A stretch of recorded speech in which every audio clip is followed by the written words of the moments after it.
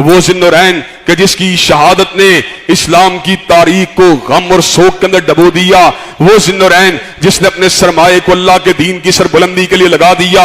वो जिन्नुरैन जिसने खलीफाए वक्त होने के बावजूद अपनी जात के दिफा के लिए किसी मुसलमान को तलवार को नहीं चलाने दिया।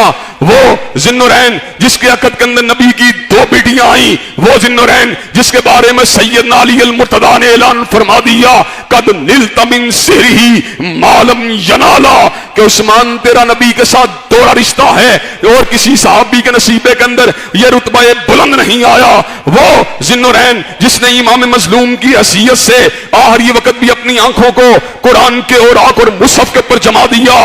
वो जिन्नुरैन जिसकी पूरी जिंदगी लिल्लाहियत की अलामत है। वो जिन्नुरैन जिसकी पूरी जिंदगी फतह और अदल की अलामत है। वो जिन्नुरैन जिसकी पूरी जिंदगी शर्मो हया की अलामत है। वो जिन्नुरैन जिसकी पूरी जिंदगी सहावत की अलामत है। वो जिन्नुरैन जिसकी पूरी जिंदगी जूदो हया की अलामत है।